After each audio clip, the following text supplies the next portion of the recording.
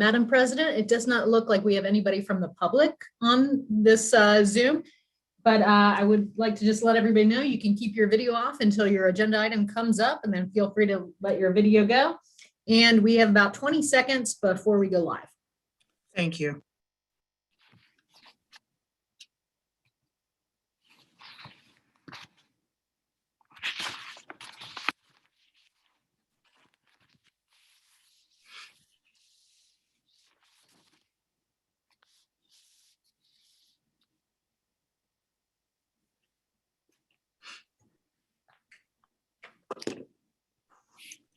Good afternoon. I call to order the Hamilton County Board of County Commissioners staff meeting of March the 9th. Good afternoon, Madam Commissioners. Good afternoon. Good afternoon. Before we get into our agenda, I just wanted to make a comment. I just got off of a Zoom call with the County Health District Advisory Council, and Commissioner Kesterman was giving his report, still giving his report. He indicated that today, March the 9th, was the first official COVID case in Ohio. And I say official because some think it was here, of course, before then, but March the 9th marks a year of the official case. And then March the 16th was the first time officially that there was a case in Hamilton County. So I just wanted to share that information with you. We have a couple items on our agenda today, and I would like to ask my colleagues as Government Strategies goes through their agenda and their list of things they would like to share. Would you like for them, as they go through each one, to ask questions? I guess it'll depend on what they bring up, so why don't we'll just flow with it, and if questions come, you certainly can ask. So I'd like to go to our first agenda item. I ask you a question and then I answer it. So anyway.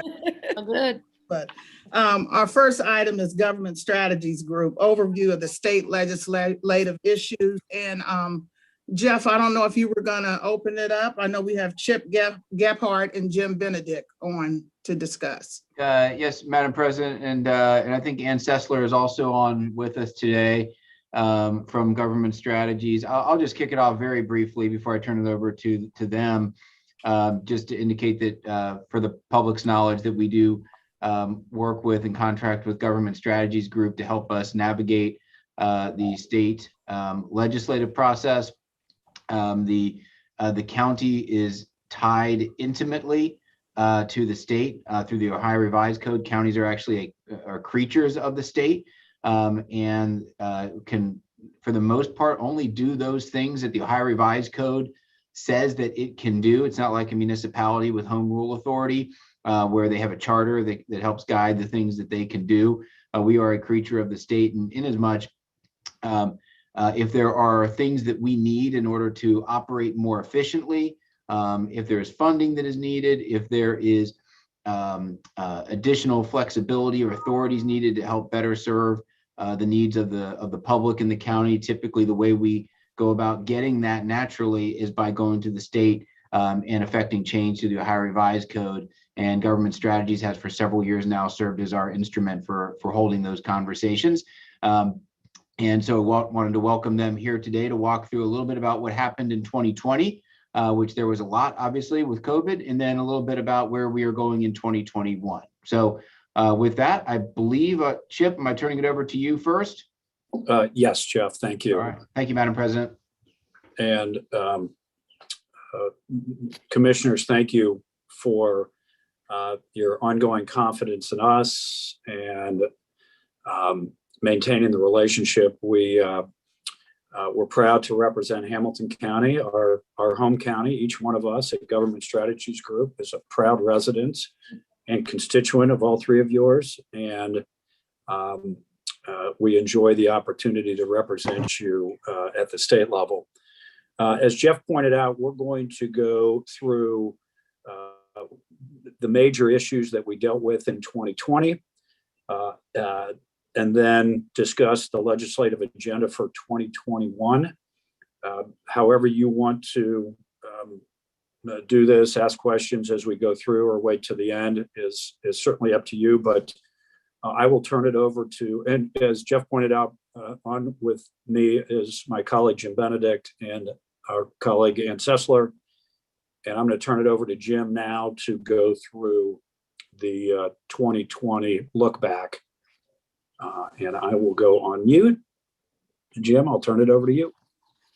Thanks, Chip. Thank you very much, commissioners, for the opportunity to present to you this afternoon. As we all know, 2020 was a very interesting and active year as it related to legislative and executive level activities coming out of Columbus.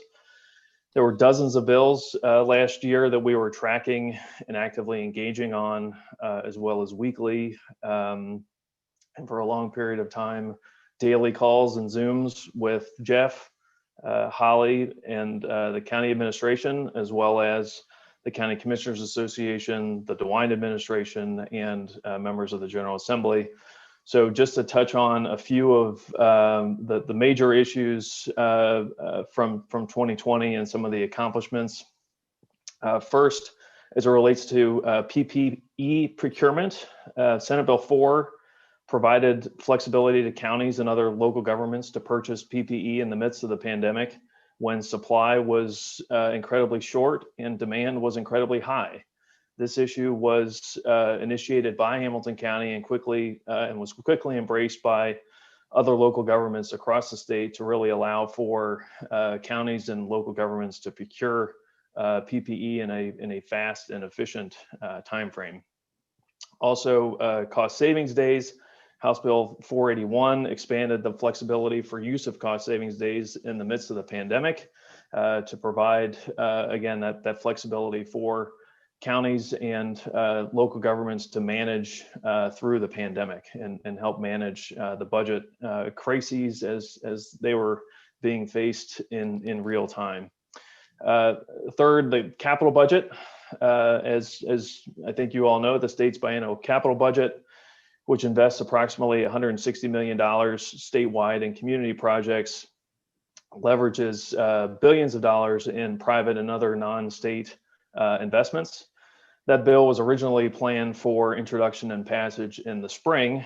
However, we were then faced with COVID-19, and there was a tremendous amount of uncertainty about the fate of the capital bill in the last session. Thankfully, the governor and leadership in the General Assembly, thanks to strong advocacy from members of our own delegation, agreed that a capital budget was a way to support local communities and the jobs and investment represented in these community projects. Advanced capital budget late last year. Senate Bill 310 appropriated $1.25 million to the West End Community Parking Garage and $1.7 million for Smale Riverfront Park, two projects in particular that were of significant interest to Hamilton County. Hamilton County as a community also received more funding per capita than our peers in Cuyahoga and Franklin counties. So really hit the high watermark for Hamilton County as part of the capital budget community project process. Can I interrupt before we skip over to the next one, Madam President? Just want to note also that we got a reappropriation for the Justice Center money for the 90 treatment beds that build out. There was a delay, and it was really from the state of Ohio's end, and so we were glad to get that reappropriation. Otherwise, that money would have been lost. So thank you for that work as well, Jim. Yes, thank you. Next item, virtual public meetings. House Bill 197, which was the General Assembly's first COVID omnibus package, allowed for public meetings like this meeting today to be held virtually. That authority was later extended in House Bill 404 in the lame duck session late last year. The next item related to indemnity for design contracts. This was of interest to MSD. House Bill 159, which was sponsored by then State Representative Bill Blessing, sought to clarify indemnity provisions and contracts for engineers. Some of the language caused some concern as it relates to MSD and some of the protections that we want to have for for the agency and for the county. Fortunately, that bill was not passed late last year. It has been reintroduced by now Senator Blessing, but pleased to share that it did revise the language to address concerns that were raised by us and other local government groups, and appreciate Senator Blessing's consideration of our concerns. Next, Mark's 911, House Bill 801 in the last session last year would have negatively impacted the county through a redirection of 911 fees. This one gives, I guess, deserves some thanks to Representative Seitz, who quickly listened to our concerns and raised them with the bill's primary sponsor, Representative Hillier. That bill did not pass in the last session and has not yet been introduced this session. It's unclear as to whether or not it will, in part because of some of the influence and concerns raised by Rep. Seitz and others. So that's a brief list of the dozens of bills that we were working on in 2020. I'll pause if there are any questions. Thank you, Jim. I'd like for you to just do a brief explanation of the process. I know that the board gives you a list of priorities that we are interested in for the county, and then your team dispatches itself into Columbus. And so can you just give a little bit more for those that are watching to understand what you actually do? Yeah, I'll take that, Jim. So President Dumas, we work closely with not just the commissioners, but the administration as well. And we are also involved with the County Commissioners Association of Ohio, which represents you as an association. They deal with any number of public policy issues at the state level. We engage with them on a regular basis via statewide calls. And if issues come up that may impact Hamilton County, then we bring them to the administration and ultimately to you to discuss and determine what, if any, impact they may have on Hamilton County and if we should engage, and if so, how. We also have regular contact with not only the legislative delegation from Hamilton County, but also from with leadership and other members from around the state who may be considering legislation that could impact not only you as a government, but also the constituents of Hamilton County. And so there are multiple avenues of information that come to us. We always work with you and your administration to determine if and how we should engage for the benefit of the constituents of Hamilton County. Jim, I don't know if you have anything to add on that. No, I think you covered it pretty well. Okay, thank you. I will open it up to Vice President Reese, if you have any comments as it relates to our 2020 accomplishments. No, thanks for the information on 2020 and looking forward to the 2021 discussion. Okay, Commissioner Driehaus. Yeah, just another thanks for all the work, and it was a difficult year. So thank you for hanging in there with us. Okay, thank you. So we'll move forward then to 2021 issues. Thank you, Madam President and commissioners. As it relates to 2021, we are just starting a new session, new two-year session.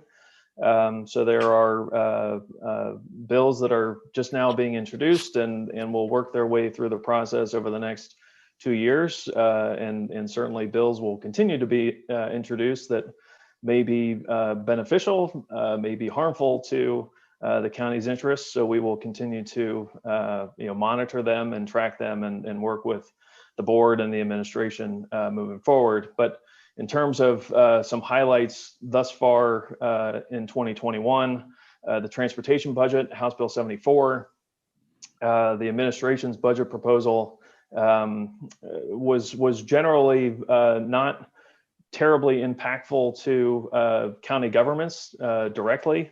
However, one area that is of interest to the county and to counties across the state is related to public transit and public transportation funding. The administration's proposal had a 90% cut to the state's funding of public transit. That obviously was very problematic for those who rely on public transportation to get to work, to get to healthcare, to get to other things in their everyday life. So the House, we appreciate the House adding about $46 million over the biennium in general fund dollars to support public transportation funding, as well as earmarking some federal flex dollars that could be used for public transit as well. The House passed House Bill 74 last week.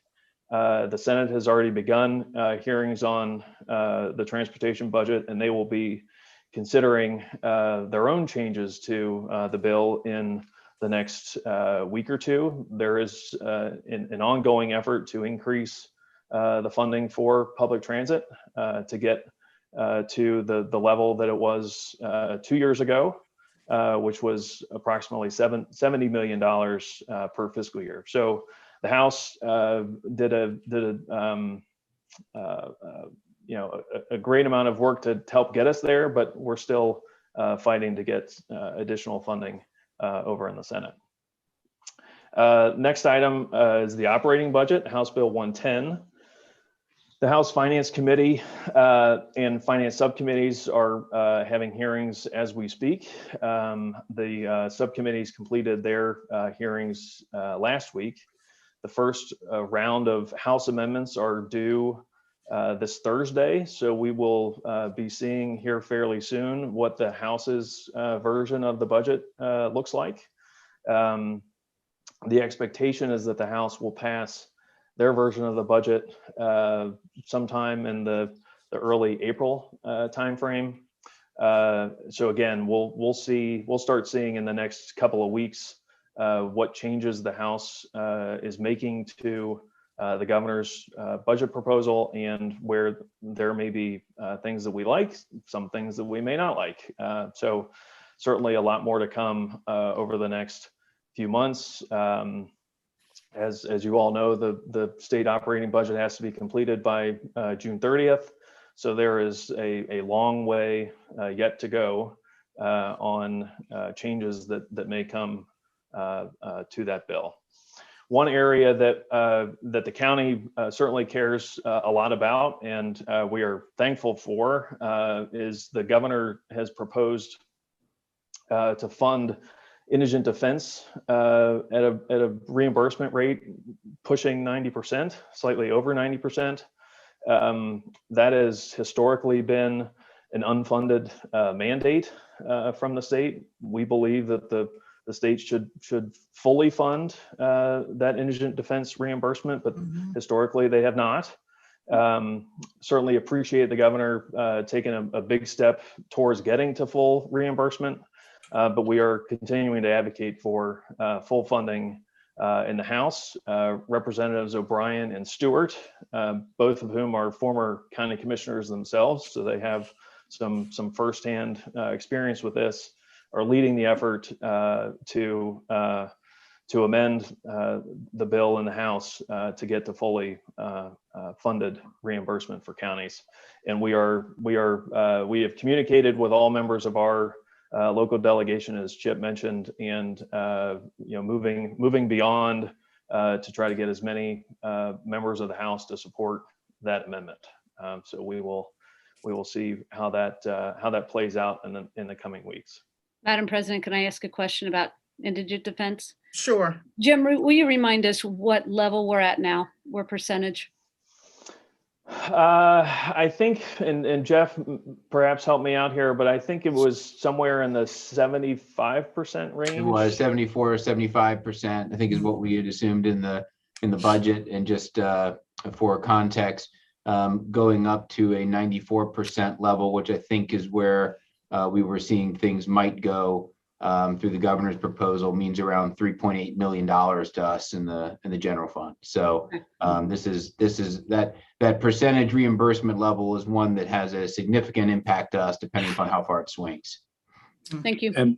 And Jeff, this is an issue that we've been working on. The increase, there was an increase in the last operating budget, which benefited the county, what, about $10 million a year or so? Yeah, it was significant. I can't remember what the exact number was, but we had been previously down in the 45-50% range, and then that got kicked up to 70%. So yeah, it had a significant impact. And just so folks who might be watching at home have some context on this, this relates back to a Supreme Court case, 1973. I believe it was Gideon versus Wainwright that indicated that states have the fundamental obligation to provide counsel for the indigent. And so the partnership long-term was supposed to be that the state was funding that, but there was over time a reduction and an erosion of that to the point where the state was only funding a small portion. One of the primary county objectives through CCAO, as Chip just acknowledged, has been over the years to get that number back up to 100% or very close to it. And again, just want to thank the governor and our local delegation for helping us press for that. There's been some strong pressure in the community and also other, as you say, CCAO, putting pressure on the governor, and it seems to be working. So that's a great thing. Mm-hmm. Next on the list, which certainly is not new for this board and the public watching, rate relief for county sewer districts. This issue has been raised by the board as a priority to provide the authority to county sewer districts to offer discounted or a reduction in rates to seniors, to low to moderate income, those with low to moderate income, or those experiencing temporary hardship. This is in contrast to the current authority, which only extends to seniors of low to moderate income. We are working with members of our delegation, as well as the governor's office.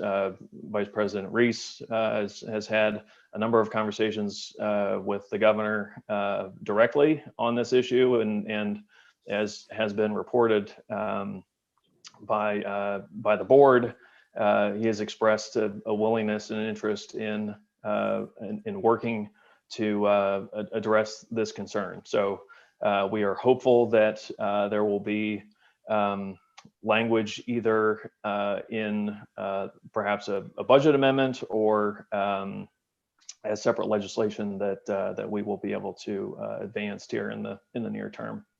Mm-hmm. Madam President, can I? Yes. I would like to ask a question on this. And thanks, Jim and Chip and Ann. Jim and Chip, as you guys are working the halls at the State House, one of the things that I think is important, especially with COVID-19, I know we've been asking for this, but sometimes timing is everything. And now with so many people getting hit even harder because of COVID, one of the things I was trying to, is there any indication that this could go into the operating budget or even the transportation budget? Obviously, if we get 2 bites or 3 bites at the apple, it's a lot better. Sometimes when you do a bill, there's no, as you all know, there's no time limit on it. Do we have anyone that might, that you may know that might be wanting to carry an amendment, or we could propose an amendment that they could try to get into the operating budget, or either I know it's called transportation budget, but it's a lot of other stuff in there. I was the ranking member of that committee. It's just, they call it transportation just to cut the title down. But is there, because that's coming up in April, and then operating budget coming up in June. Have you heard anything, or is there anything that we can do or you guys could lobby to try to see if we can get an amendment in the budget? Yeah, Vice President Reese, we have been having some of these conversations with members of our delegation and others. Senator Cecil Thomas, Representative Ingram, in particular, are two who have really taken a significant interest in this issue. Our goal, as you say, is to get as many members of our delegation, Republican and Democrat, to support an amendment that we could have included in a bill that is otherwise moving, rather than have it as separate legislation, which may happen in 2 years. It may not happen. Our message certainly is that there is a need for relief now. This provides authority to county sewer districts. It is not a mandate, but provides the authority to county sewer districts to make decisions at a local level to help their constituents. So, in short, yes, we are hopeful that we can get this done in the next few months, and we'll certainly keep the board and Jeff and the administration apprised of our progress and areas where we could use some additional support. Thank you.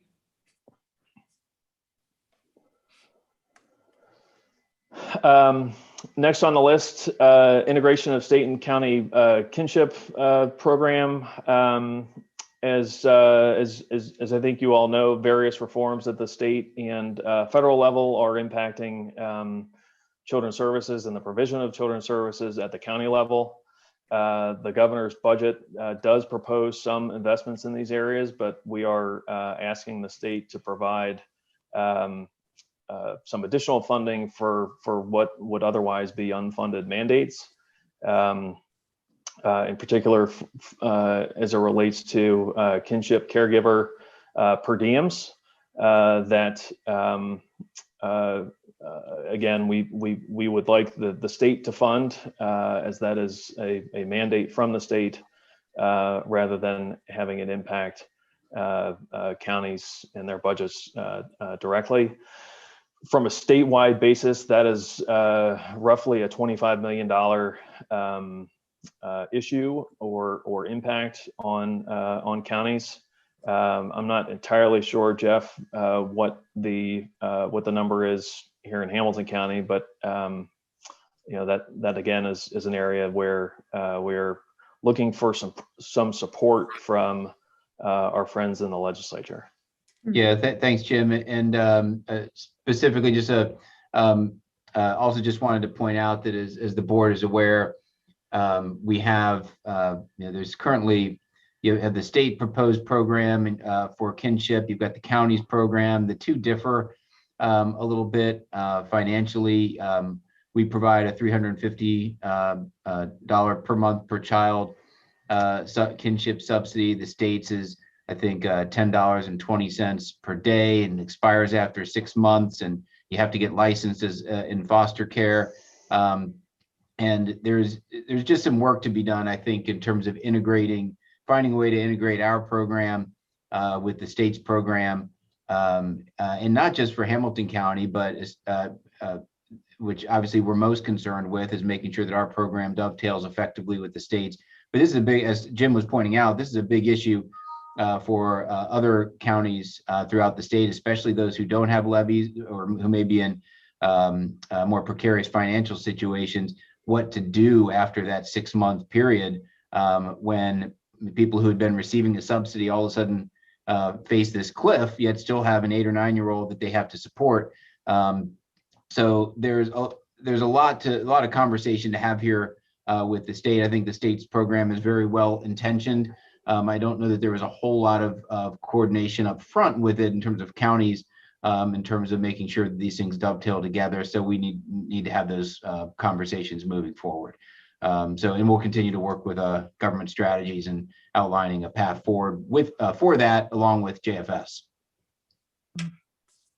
Madam President, can I ask a question on this one? Sure. Mhm. So the The primary difference, other than the financial impact, is that the state is requiring folks to get certified after 6 months or they drop. Because the foster care system then would pick up the stipend. And so, we have set up a program here in Hamilton County, and I know that not that many other counties have it, but ours is one that does not require that people get certified. There are many kinship caregivers, especially grandparents, that have absolutely no interest in getting certified as a foster parent. And I've done that process myself. It's time consuming. It can be challenging. And I don't blame them for not wanting to do that, just so they can, take care of the kids in need and their families and receive the stipend. So I think, I think our program is a great baseline. And I'm concerned that, and I'm wondering how these two things interact. If the state were to say, all right, we've got this program for 6 months, and the amount for my math is a little bit lower than the counties. What would happen then if a person were in that program, did not get their certification? Would then they kick over, and if they lived in Hamilton County, to the Hamilton County program, where we would step in then and provide the stipend? Well, is this a Tim McCartney question? Well, I was wondering the same thing, because I was really thinking about, do we want to try to be grandfathered in for our program? And the question is, well, do you refuse money from the state? But I also agree that having to be certified is a detriment, and then we're giving more money. And then I was wondering about Tim, in addition, has he already allocated that in his budget, and how does it impact his budget? In other words, how long can he continue to do that? But we certainly don't want to turn away from, state money if we don't have to use our JFS money, and we can use it for other things. But it brings up a good question for me. So so Madam President, I can just say that that yes, you've hit on all these are the exact points that we're struggling with right now on this, and obviously JFS is implementing its program, but how we go about integrating that with the state is in fact the JFS question. But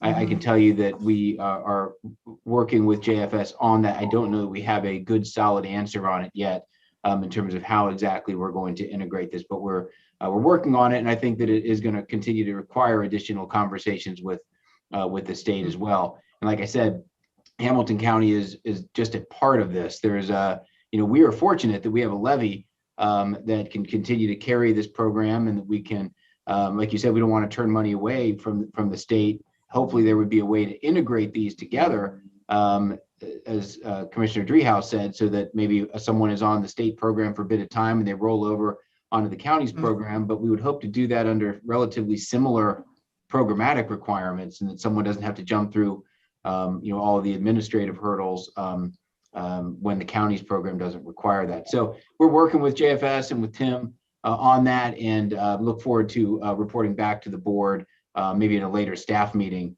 on some advancements in that particular conversation, and get some additional direction from the board based upon any recommendations we might have. Commissioner Reese, did you want to comment on that issue? No, I just want to, I agree with both commissioners on this issue. And I think we need to look at if grandfathering in is an option, because sometimes they don't let us. But if it is an option, I think we should put that on the table. And maybe there could be some conversations as they're putting this plan together. Maybe we could be a model they could learn from. They're always looking up north for models, and I always say that the best ideas come from the South. So we could be from, maybe we could, Jim or Chip, maybe get a meeting with, and Jeff, get a meeting with those who are putting this together, the governor's policy people, and let them know what we're doing. And maybe they might think what we're doing is something they can incorporate. So that would be my only recommendation. Thank you. Yeah, I think, Madam President, as we have our delegation meeting, we're going to want to make sure that they're aware of what we're doing and how it interfaces with this one. I am not suggesting we turn away state money because it will obviously will save us money. But this was one of our highest priorities in that children's services levy. And I just want to make sure, like Jeff said, that things aren't interrupted or people don't feel pressured to do something that would keep them from providing kinship care if they think that they need to get certified in order to get this stipend. So I'm very worried about the messaging here and any confusion that might be caused in the provider community. So, it's just it's a great idea. I mean, it gets us part of the way there, but it's different enough that I think it might cause some confusion. So appreciate that.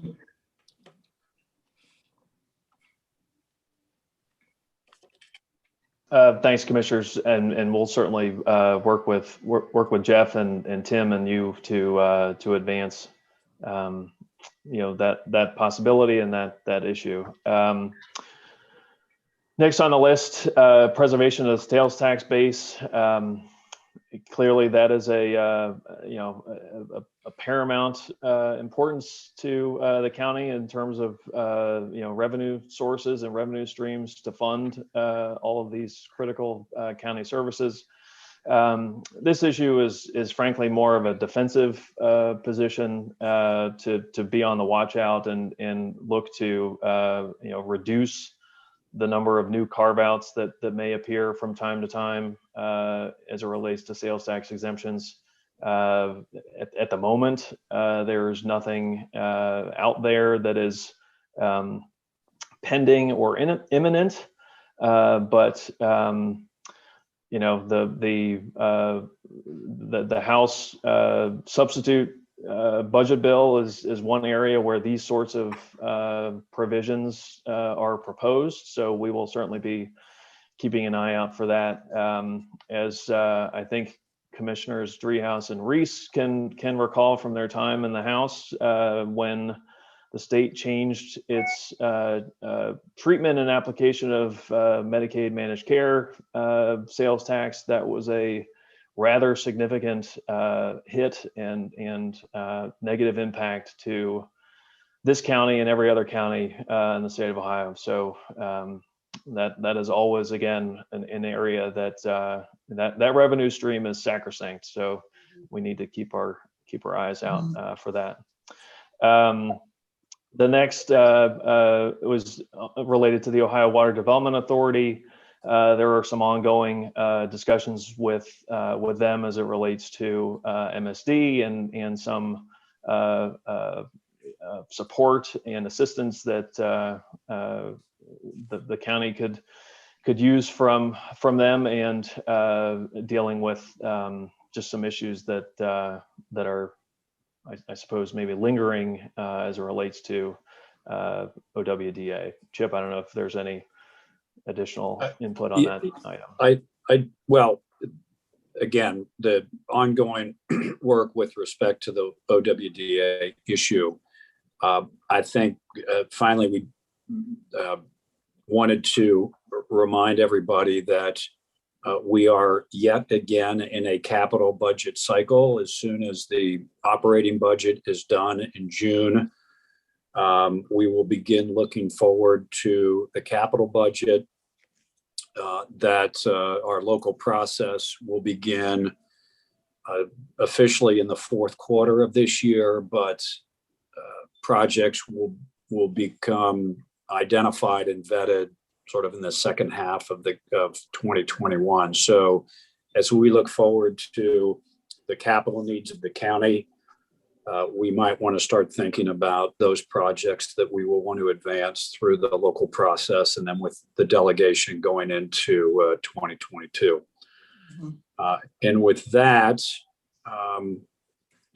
that is an overview of some of the things that we will be working on behalf of you, the commissioners, and the constituents of Hamilton County. Obviously, more will arise as the year goes on, as they always do. And we're happy to answer any questions related to these or other issues. And again, thank you for your ongoing confidence in us and our ability to assist you. Thank you so much. I know as we were talking about 2021 issues, we brought up about the transportation budget that's been cut almost 90%. And I think that's my concern. We did pass the levy, the issue 7 for transportation locally, but there's so much more that's needed as we look at infrastructure for one thing. But as you said at the end of your listing, other items that the board wants to bring together for direction for you guys and ladies to work on. I think that would be something that we as a board could have an additional discussion at another meeting. So, but thank you for what you're doing currently. Vice President Reese. Yeah, thank you, Madam President. Yeah, I do have a couple things that I'd like to put on the table. One is the issue of broadband. And it so happens I'm out here at the Village of Woodlawn, and areas like our first suburbs, none of those areas don't have access to broadband, technology, Wi-Fi. And one of the things I really think in terms of the future of our county as we come out of on the other side of COVID, one of the things I like to see us to become a smart county. I think we got pockets, the city's certainly doing a lot. But I'd like to see I was meeting with the Village of Lincoln Heights, and one of their big issues is having Wi-Fi. So I saw where there was a bill as it relates to broadband. I don't know if that, what that means to us, but I'd like to see us get more money as it relates to that. And we have an economic recovery and relief task force now, where we'll be looking at these issues of now as well as going into the future. And another component is the issue of property taxes, giving us the flexibility. Flexibility if we want to grandfather in seniors as it relates to their property taxes. A lot of these areas in the community and first suburbs, a lot of people, their taxes going higher than their mortgages. And so when we have this development, and development is always a great thing, but when it comes in, the people who live there, these seniors, they're on a fixed income, they don't get more. So we wanted to see if, are there things that come up in the budget that, or through legislation that gives us as much flexibility that we can decide as a board if this is the right thing to do, but kind of unties our hands, especially with COVID in the backdrop where people are getting hit doubly hard. And also the governor announced his police community reform to see what kind of things are available for us as it relates to our sheriffs, as it relates to any type of funding that we have as it relates to his police community reforms that he's putting forward. And then my last piece would be minority business. We're getting ready to hit the streets with a Croson study, but House Bill 584 that was passed in 1980, that was put forward by the Ohio Legislative Black Caucus and finally implemented in 2012, I believe.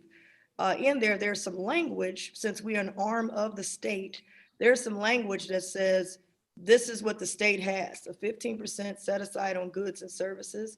And I'd just like to see if that legislation would apply to us, considering we are an arm of the state.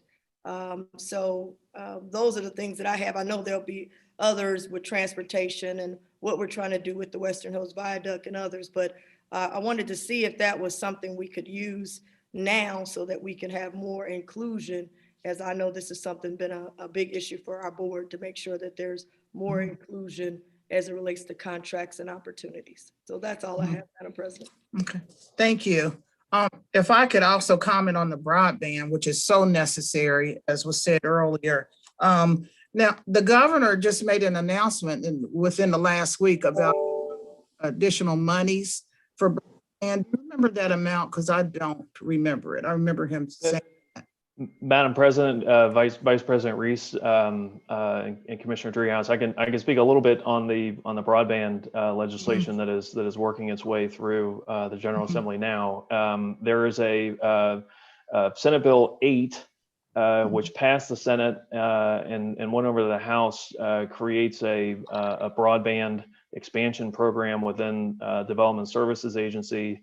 It provides $20 million in fiscal year 21. So that would be between now and the end of June of this year, to provide better access to broadband services throughout the state of Ohio. The House introduced House Bill 2, which was largely a companion bill to Senate Bill 8. And that was both were modeled after legislation that was introduced and worked its way through the process in the last session, but unfortunately ran out of time before the end of the session. That was House Bill 13. House Bill 2 also included $20 million for expanding broadband access in fiscal year 21. What the House did before they passed the bill a couple of weeks ago was they added about $170 or $190 million, which was in the governor's budget proposal, to get to both the issue of access as well as affordability. The legislation that had been working its way through the General Assembly was primarily looking at increased access. So in more densely populated areas, it wasn't dealing with pockets of the community where there may be access, but there is an affordability issue. The governor was looking to address that as part of his budget proposal. The House pulled those provisions, those dollars for the biennial budget out of House Bill 110 and inserted them in House Bill 2 before they passed the bill a couple of weeks ago. That is now pending in the Senate.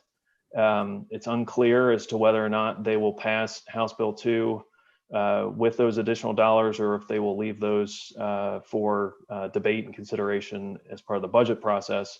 But certainly the hope and expectation is that there will be dollars flowing from the state around the state of Ohio to provide better access and hopefully address some of the affordability issues that prevent some of the low-income neighborhoods and areas of even densely populated areas like the city of Cincinnati to have access to broadband. Certainly, we've all learned over the last year how important that is. Definitely important, for sure.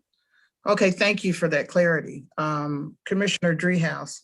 Yeah, thank you, Madam President. I just have two things.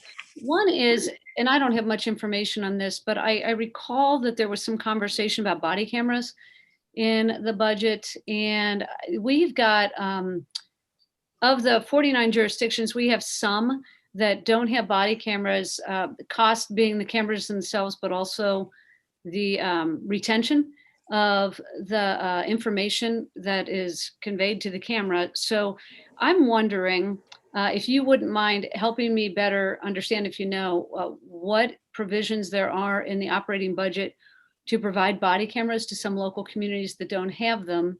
And then I'm wondering if we internally could do some kind of survey to those jurisdictions in Hamilton County that don't have body cameras to see if they would be interested in taking advantage of state dollars to buy the cameras, assuming they can afford the retention piece. So Jim, do you have any detail on that? Madam President, Commissioner Dreehouse, I unfortunately do not know off the top of my head on that, but I will dig into that and I will circle back with Jeff and the board on that issue. I must have heard it at a CCAO meeting. I'm sure that's where I heard it. And I also am part of the Justice and Public Safety Committee for CCAO, and they talked about the body cams, and you're accurate that the vast majority do not have body cameras and do not want them. From my investigation, but there is money that's going to be allocated for that. And I would say a lot of the prestigious or affluent communities, you would be surprised the list of who, they do not have them. And I was saying they do not want them. And the issue came up about, it's not the issue with the cameras, but as you were saying, the data, to be able to reserve the data is the most expensive part of that, so. Well, I wonder, Madam President, if we can nudge them along, if there's some state dollars to match Yeah. their dollars. So, I think it would be maybe a useful exercise to see what's available and put it out there. Maybe we can get more of them to do it, And then the last thing is really, I'm doing this, and I'm not asking the board to get involved in this because I think it's outside probably of our general work, but the Community Learning Center legislation passed a number of years ago, House Bill 70.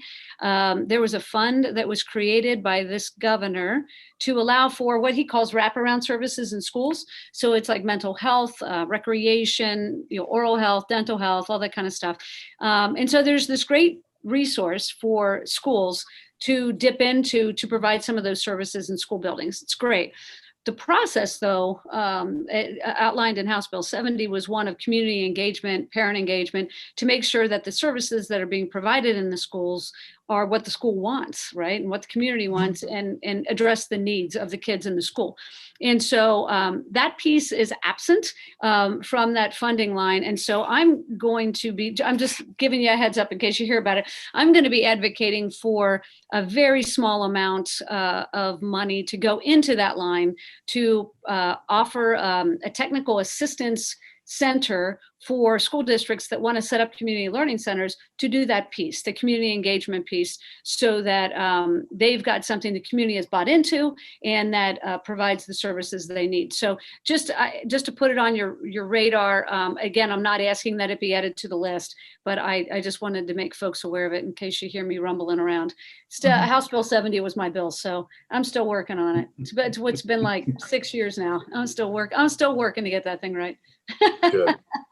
And can we both receive the information on House Bill 70? I know those bills sure. are really long, but just a summary of what it entails. It was only 11 pages until there was an amendment added that was 66 pages long. Oh my goodness. It's not my Okay. amendment, and I do not concur with the changes, by the way. But yes, I'll give you the 11 pager, and that kind of Sure. sets, all the Cincinnati schools are community learning centers. So this would be a benefit really to the schools outside the city in Hamilton County that want to do this, but just need a little of assistance to get the ball rolling. Okay. Commissioner Dreehouse just outlined why it's so tough on bills. You have a bill and it's a clean and great idea. And when it comes back to you, you say, did I write this bill? Someone else has taken your bill and ran off with it. So that's why we're trying to get as much as we can in the budget. If we can get some of these things as amendments to the budget, we got a better shot than sometimes the bills, especially when you're in the minority, as Democrats are. Yeah. So, Madam President, to that point, I know we were, and through your office, we're setting up a meeting with the delegation. That I know that's in the works, but the timing, I wonder if we could, so the first draft of amendments are due this Thursday. And then, Jim, help us better understand. We don't want to miss the opportunity to meet with the delegation, let them know what our priorities are, and help them advocate for amendments. So what is the timing for that delegation meeting related to the next opportunity for amendments? Well, I'll take this, Jim. That we've got dates before the three of you, I believe, for the end of this month or early the 1st or 2nd of April. Our thought behind this, Commissioner Dreehouse, was that we have conveyed to our delegation and others issues like indigent defense funding, things that matter to this community and others. There weren't a lot of others that we were advocating for, so our thought was, let's see what comes out of this first round of amendments. And then we engage with our delegation when we have specifics to talk about, if there are things that we like or don't like. And so that's the timing. We believe that we will have the opportunity to speak with our delegation after the House initially acts but before they finish their budget process and certainly before it gets over into the Senate. Mhm. So Jeff, I don't know if we have a date certain yet for our delegation meeting. I know that we were looking at a couple dates to nail down with the three of you and the delegation. Yeah, I think we were circulating dates, but I don't think we have anything hammered down yet. Okay. And that was the purpose of having you guys come right now before the legislative meeting. And I had talked about it to hear what you've been doing and what you're working on, and also to hear from us before the other legislators came for that meeting. So we'll definitely get something from all three offices, so you guys will know the exact date. Madam President, can I also add on Chip from obviously our conversation today, Mhm. And you may already be working on this, but I really do believe that the MSD, we've been, working before I got here, and now with COVID, it's almost a 911 alert. I like to see us get someone or convey to the delegation that we'd like to see this amendment. We'd like to get this as an amendment versus us just kind of looking at what other amendments are, if we like it or we don't like it. I'd like to try to get this amendment on the table. If Right. possible. Well, thank you. Good, so I'm trying to remember the language of the amendment, Commissioner Mhm. Reese. I know we started out with something that was broader. Cecil Thomas had, was talking, they were talking to him about carrying it. I think it's narrowed. There is a financial impact to the rates for the ratepayers. Were we to enact something, beyond the scope of what we could do in our current budget. So I do want to just offer that perspective and wonder if I don't know that I've seen final language, so I'd be interested to see that, to see what's captured in any amendment that we put forward. Commissioner Dreehouse, that amendment language was given to me by Jeff Aludo. It was language I believe that you all had before I got here. It is a broad language that gives us the ability. So we will still make the final decision, but it would give us the ability to give some relief to the ratepayer, which I think is long overdue. But it doesn't say it's guaranteeing that we would do it.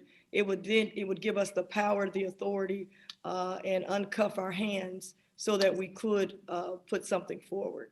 Yeah, no, I just haven't seen it a final. I saw something circulating around. I didn't know if we landed on some final language.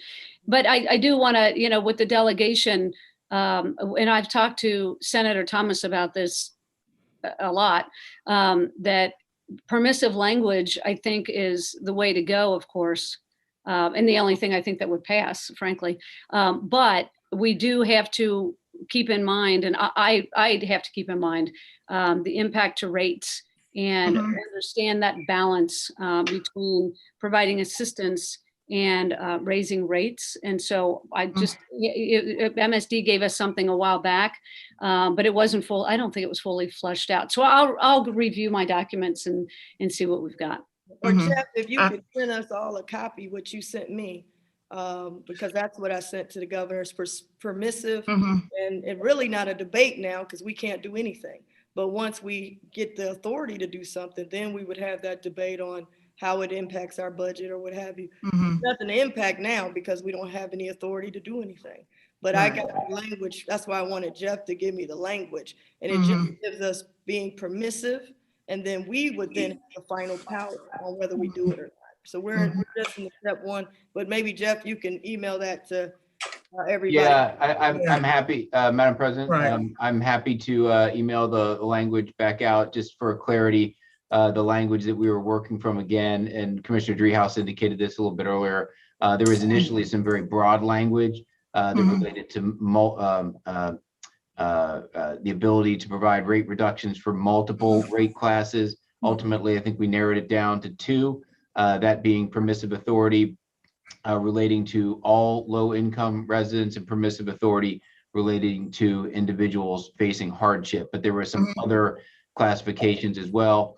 And I think I've also sent out to all board offices, to your point, Commissioner Dreehouse, the analysis that was done a couple of years ago now, I think, that relates to the rate impacts, the revenue and rate impacts associated with any type of relief program. You obviously have the two variables of the amount of relief you provide and the number of people that take advantage of that relief. And the higher you go on both of those axes, the more impact there is going to be. But to Commissioner Reese's point, at this point, I think the desire was just to get that flexibility ensconced in the ORC and then be able to have that policy discussion. Got it. Thank you, Jeff. Yeah, Jeff and I have been talking about this also. And so, yeah, I remember getting the information from Jeff as relates to the language that may be used and what groups will be included. And so, yeah, we'll look at it and talk about it because, as you say, there'll be some relief and then there'll also be some impact as we look. And when I say increase, so we'll look at it as it comes down to all offices. So thank you. Anything else, Commissioner Reese? No, that's it for me. Okay, very good. All right, anybody else? Commissioner Dreehouse, did you have anything in addition? No, thank you. Thank you. Thank you all for coming, and I'm sure we'll be seeing you very soon. Okay, and we'll make sure we get the date out for the legislative meeting. Yeah, okay. Thank you. Thank you. Thank you very much. Thank you, everyone. All righty.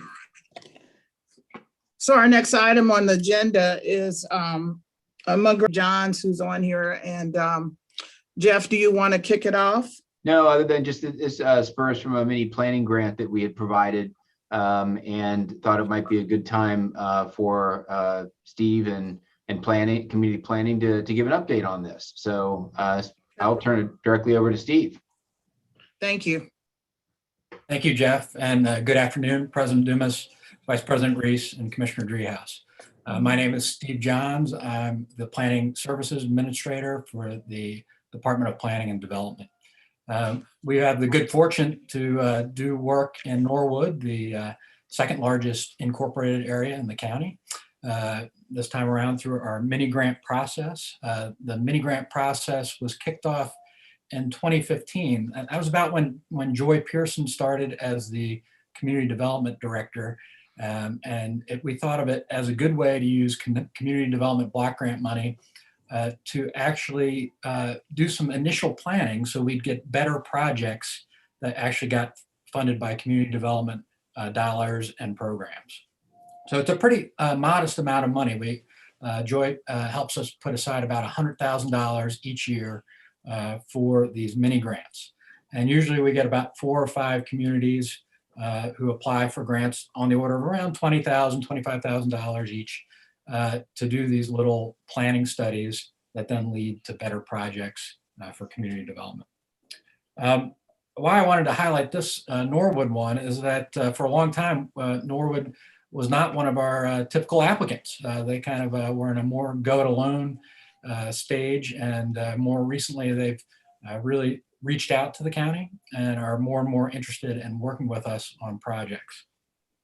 This is a cool one. If you've ever been out to the Montgomery Road corridor, specifically we looked at the area from the Wasson Way, or the boundary with the city of Cincinnati, down near Dana Avenue up through the Norwood Lateral. It's in need of some help. Some people joke that the road has these little wavy mounts of pavement. The Pike days are long gone. There's a lot of vacant buildings, and it's really something that a lot of opportunity now that more and more people are looking to Norwood as a place to live. So if you don't mind, I'm going to share my screen and go through a brief PowerPoint, and then I'll be happy to answer questions as we walk through.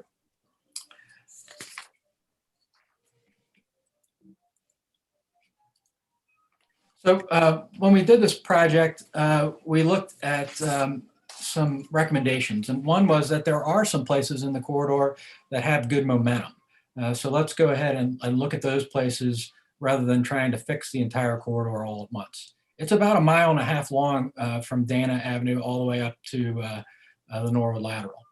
Also, I kind of joked already about the basic infrastructure. There's parts of the corridor that haven't been touched in decades, probably, and I have 1 or 2 pictures that show that that work needs to get done now so that it meets the aspirations of the community. A lot of people see the corridor also as blocking east-west pedestrian connections. There's things like the Kroger and Surrey Square that people need to get to. There's a library, there's schools, there's all kinds of resources throughout the corridor, and always they're on one side or the other. And sometimes it's challenging to get across, particularly for pedestrians or cyclists. There's a new thing in planning literature about tactical urbanism is what it's called. And it's the short-term, low-cost changes that can be tested before you make big investments in the corridor. And so I call that experiment and activate the corridor is how we couch that in this plan. And then create a strategic framework for development. Again, as I've mentioned, it's a long corridor. It has different characteristics throughout the corridor. And so we want to take advantage of those characteristics and build off them. So you might not have been on this corridor recently, but the old Fidelity building up at Sherman has a new owner, and they've painted it. They're looking to make it an event center. Some new apartments are going in there. So it really looks great. Here's a schematic of what they were doing at that building. But it was one of those long time vacant or underutilized pieces of the corridor. Also, they had an old pool at Victory Park. It's the park with the tank that they took out. It wasn't being used, had been closed for a while, fenced off, just really made the park look a little run down and in need of help. So there's improvements being made both by the private sector and the public sector right here at this Sherman intersection. There's actually a new restaurant that's going to be opening post-COVID, the Pike Cafe. There was some community development money, block grant money that was used for their little heritage park, which is right next to their city hall. They had a food truck Friday out by their city hall. So a lot going on in that area. The Central Park development has a couple new tenants. So there's good income earnings tax happening right in that section. So that's what we looked at the corridor, places where things were already happening, where there were already investments or public dollars being used. Yeah, as I mentioned, that southern part of the corridor, if you get past south of Surrey Square, definitely looks worn out. Here was a little picture just showing an old utility pole that hadn't seen paint in quite some time. And a little tree well that the tree was removed and never replaced. So this is the story kind of in that southern part of this corridor. So we wanted things that you could spruce this corridor up with pretty low cost things like paint, like a couple trees, some landscaping, as a way to indicate that the corridor is on its way to improvement. Just up Montgomery Road, you get to a different jurisdiction, and here are some of the treatments that they have made that we are recommending for Norwood. You see a sidewalk that is stamped concrete, where it really helps pedestrians know that they belong crossing that roadway. New fresh signs, nice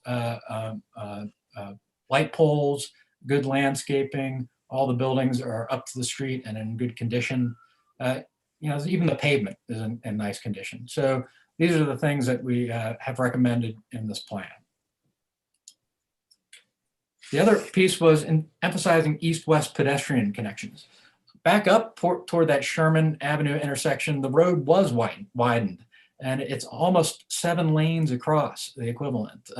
So really hard for folks to get across in an easy manner. It feels like kind of a dividing line between parts of Norwood.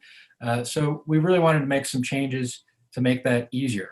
And it's not just at the Sherman Avenue intersection, also at Mills, Ashland and Wanda Avenue, Williams Avenue, Hudson and Ivanhoe, and the Wasson Way. You may have been up on Madison Road recently, where up near Hyde Park, they've actually created a way to get across Madison Road on that Wasson Way that's a bit safer. It has a little pedestrian island that people can get to, so they can cross halfway and then go the rest of the way. Those are the kind of things that we're recommending making changes. Also, this is a different jurisdiction, but bump outs. If you can see these little pedestrian bump outs to help protect pedestrians and help get them further across the roadway. You can also see that kind of piano keyboard type of crosswalk, where there's big, bold stripes also help pedestrians know that they belong and can cross the path. There's already been some traffic studies to help change the light timings to make sure there's plenty of time for people to get across these crosswalks. So that was a big piece of the plan. Here's another one of those intersections. This is at Lafayette and Montgomery Road. And you can see there's hundreds of feet of asphalt to get across at this intersection. So this was a place we looked at really closely. There's a couple of streets that come in here. Cameron Avenue also comes into this location, just making it really hard for pedestrians. Kind of really sets the tone for this part of the corridor. Lots of asphalt, lots of pavement, not many green spaces and trees. So this was one of those places we looked to experiment and activate. Here's an overhead view of that same intersection where we do this tactical urbanism. A couple little food trucks in there, some temporary street painting, maybe in a sort of patriotic fashion. There's actually some old Sorta right-of-way here, Metro Sorta right-of-way, an old rail line came through here where you could put some tables and chairs out. I think as folks were saying, you know, with COVID numbers starting to get better and people getting vaccinated, there's some pent-up demand to get out there and be with people, and this would be a reasonably safe place to do that. We even proposed a temporary road closure here where you would use bollards and some obstructions to close off the road to see if that would help with this whole intersection and helping pedestrians get across it. What is the intersection? This is at Lafayette, Cameron, and Montgomery. Okay. So this is Cameron, comes in kind of an east and west. Lafayette follows the Sorta old easement here where the railroad used to be. So it's a very odd, awkward intersection that a lot of people have to sit at for over a minute, up to 90 seconds, just to get through this intersection on Montgomery Road. So trying to come up with some interventions that could change that.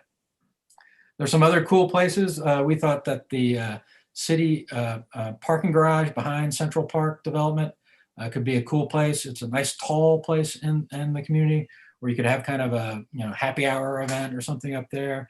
The Central Park fountain site is very underutilized. And they even have a little fire museum down at the Ivanhoe intersection down near Xavier that they could take advantage of. This is probably really tricky to see, so I'll run through it fairly quickly, but this is that idea of dividing the corridor into sections. Clearly, Xavier has done a lot of redevelopment at the southern part of the corridor down by Stones Lanes and the University Station development. Hundreds of apartments have been built there in the last decade or so. There's kind of an area that is still transitioning between Xavier, and then you get up to the UDF campus. Their main ice cream plant is located here. Also, their corporate home office is located here. We thought that was something to take advantage of. UDF is looking at doing improvements in this area. Then as you move further up the corridor, there's a brand new multifamily senior housing project called Carpenter Flats that was recently built. We thought it would be a nice break from all the commercial activity in the corridor to have a multifamily section, this kind of gold section there. Another transition area, fairly large, where it doesn't have a quite definable place to build off of right now. You might know of Gordo's restaurant. The public library is also located here. Not necessarily that same intersection is located here. That's right here, the Cameron and Lafayette intersection. And then you get up to something that feels a little bit more suburban, where Surrey Square is located. There are a couple remnants of the old Pike up in this area that are starting to get redeveloped. The Fidelity building up here at the Sherman intersection, kind of the government area in this blue area. And then at the very northern part of the corridor that we looked at, a little bit more auto-oriented. The old Quality Inn Hotel is located there. There's a Frisch's and a La Rosa's, more stuff that's oriented toward the interstate highway than the pedestrian part of the corridor. This is how we made our recommendations. We zoomed into a part of the corridor. Here's the Ivanhoe Hudson intersection with Montgomery Road. Here's the little bump outs that we did in this kind of pinkish purple color, street trees that we thought could go in here, pull offs for buses. There's lots of 3 bus routes that use this corridor. That would make it better for bus consumers.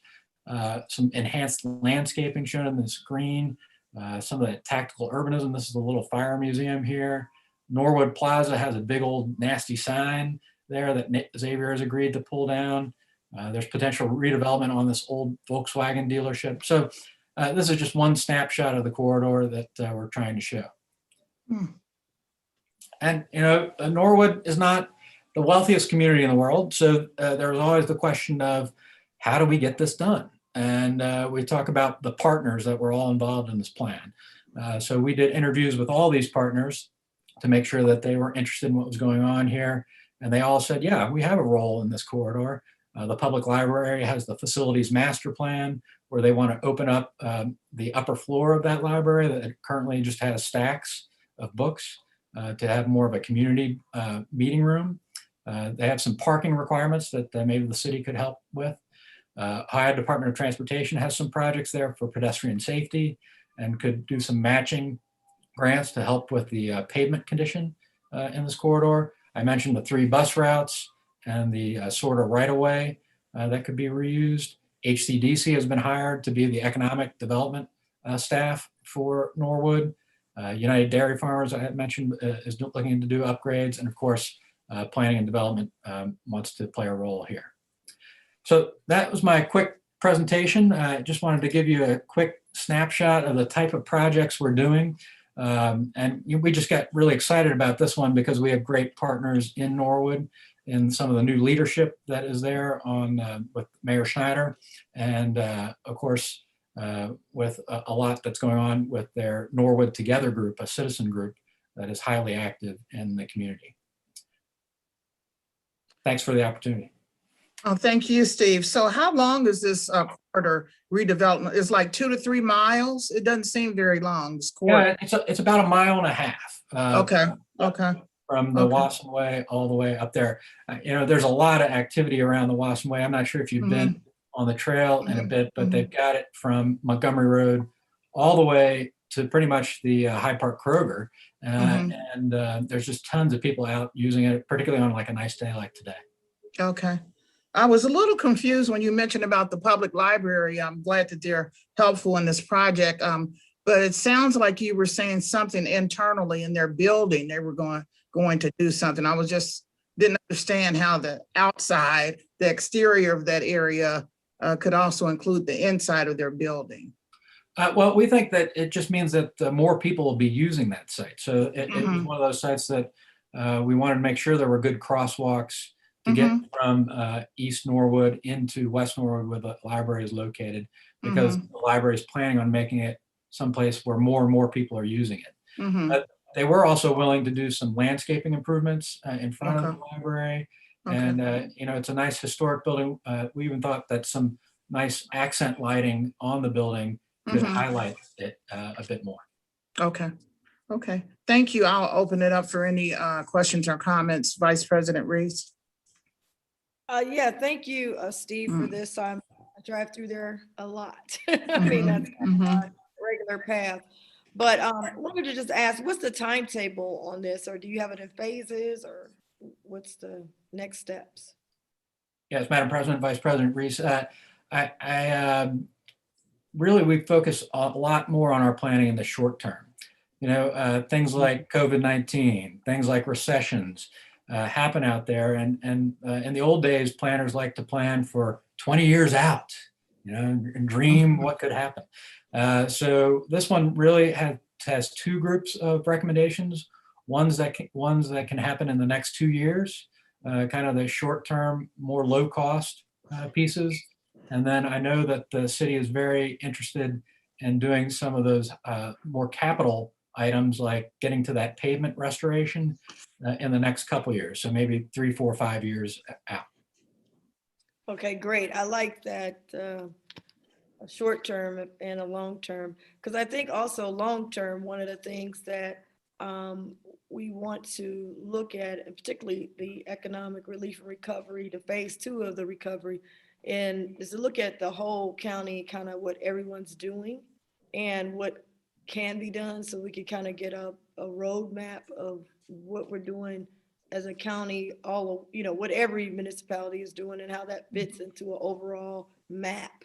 So then we can kind of see what, all of the redevelopment and the moving into a bigger one Hamilton County. So this certainly fits in. I would just add on one thing. What about technology here? I mean, I know we're moving toward the future. Is in this plan any need or any upgrades to technology in this area? Madam President, Vice President Reese, I would say that things like the signal timing is where technology would be helpful, to have some fiber in the road to help those signals coordinate together. I could see as being a big part of that plan. Unfortunately, in Norwood, a lot of the basic infrastructure has been gone for deferred maintenance for so long that it's a lot more about pavement, pipes, inlets, sidewalks, streetscape, all that, just the basic stuff is what they have got to really focus on first, it feels like. Okay, thank you. Wow. That was a great question though, because as we talked earlier about broadband and things like that, we certainly need to be looking at the ability for that neighborhood and all the other ones to have some of that. So in the process of redeveloping that area, I know that's not in your plan, but as you look, as Vice President Reese was saying, as we look in the future, how do we make that happen? So Commissioner Dreehouse. Yeah, and Steve, thanks for the presentation. I'm not sure, I don't know if I missed this or not, but is this, obviously public dollars are going into this. Are there some private partners too that are helping with the renovations outside of their own footprint, but kicking in some dollars for these more broad improvements? Like is streetscape, for instance, or signage or something like that? Madam President, Commissioner Dreehouse, not to date. That is a bit of the mystery in some of our first suburb communities, is that the city of Cincinnati has robust programs where things like community development corporations exist, and they can use city dollars or foundation dollars to make some of those improvements or to leverage more private partners. We're still learning that in these first suburban communities. Most of them are looking to have private property owners make changes to their property, like UDF and Xavier, and then maybe work a little bit at the intersection between the public and private realm, maybe in the streetscaping mode, but there's not this kind of like foundation dollars or more private sector dollars going into helping government with its right of way.